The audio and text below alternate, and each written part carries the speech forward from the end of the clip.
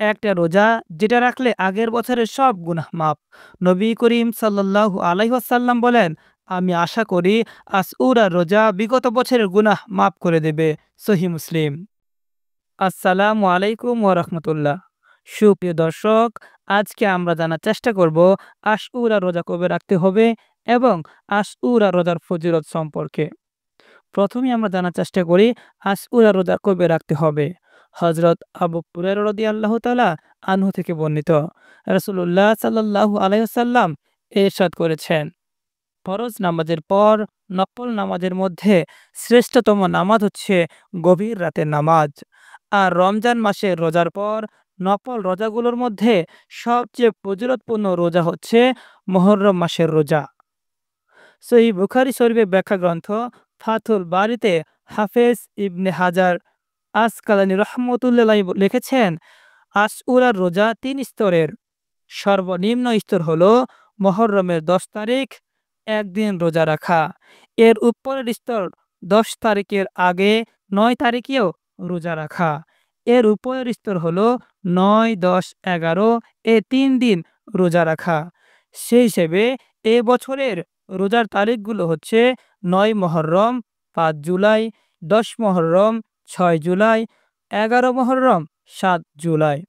সম্ভব হলে ৩ দিনই রাখি। যদি ২ দিন রাখতে চাই তাহলে ৫ ও ৬ জুলাই কিংবা ৬ ও ৭ জুলাই রাখতে পারি।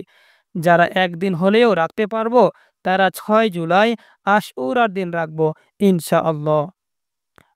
এবার আসুন আমরা জানার চেষ্টা করি আশউরা রোজার ফজিলত সম্পর্কে।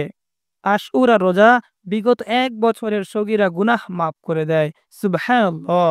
হযরত আব্দুল্লাহ ইবনে আব্বাস রাদিয়াল্লাহু তাআলা আনহু বর্ণনা করেন, নবী করিম সাল্লাল্লাহু আলাইহি ওয়াসাল্লাম রমজান মাসের ফরজ রোজা ছাড়া অন্য যেসব দিনে রোজা রাখতেন সেসব রোজার কোনোটিকেই আশউরা রোজার চেয়ে বেশি গুরুত্ব দিতে তাকে আমি দেখিনি। মক্কায় থাকাকালীন রাসূলুল্লাহ সাল্লাল্লাহু আলাইহি ওয়াসাল্লাম কুরাইশদের সাথে সাথে আশউরা রোজা রেখেছেন।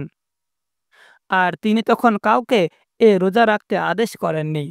পরে যখন মদিনায় আসলেন তখন নিজে রাখার পাশাপাশি অন্যদেরকেও রোজাটি রাখতে আদেশ করলেন।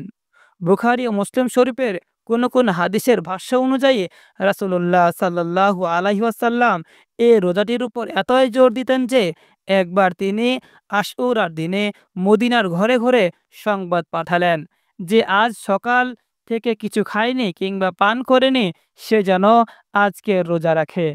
আর যদি কেউ কিছু খেয়েও থাকে তবু যেন অবশিষ্ট সময়টুকু সে না খেয়ে কাটায়।